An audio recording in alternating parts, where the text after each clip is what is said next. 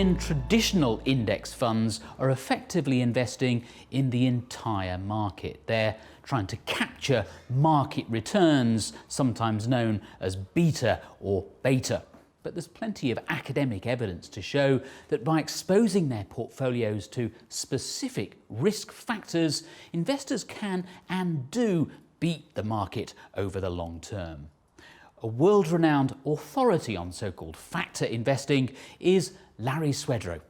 Factors are nothing more than a characteristic, a trait, or a style of investing that can be expressed even across asset classes.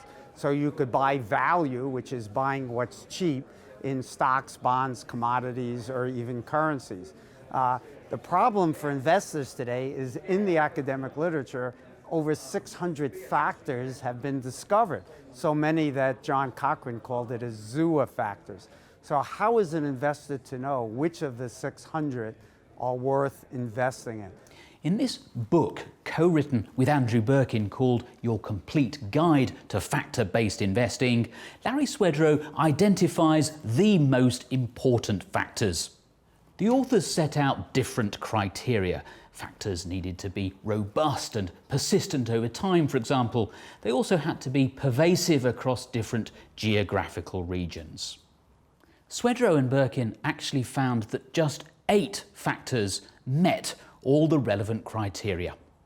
The ones that we looked at that pass all of our criteria, and we present the evidence from the academic literature, we cite 106 papers, are the market beta, obviously, size, meaning the small cap stocks outperform over the long term, value, momentum, profitability and quality, something that's called the carry trade, and last is the term premium, and we throw out the rest.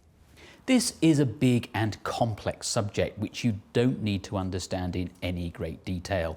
Suffice it to say that the 2 main equity risk factors are size and value. Certainly size and value funds have become increasingly popular. But is that a problem for factor investors? In other words, do the premiums start to disappear as more and more people choose to gain exposure to them?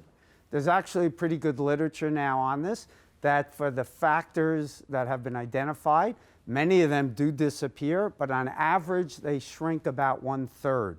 So money does come in, and if you buy the cheap stocks, you push their prices up, you push down by shorting or avoiding the overvalued stocks, if you will, the spread between them narrows, and then the premium obviously would shrink.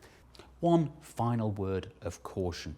Yes, factors such as size and value do tend to outperform over the long term, but investors can go for many years without seeing the value over and above traditional indexing. So you need to be patient. Thanks for watching. Goodbye.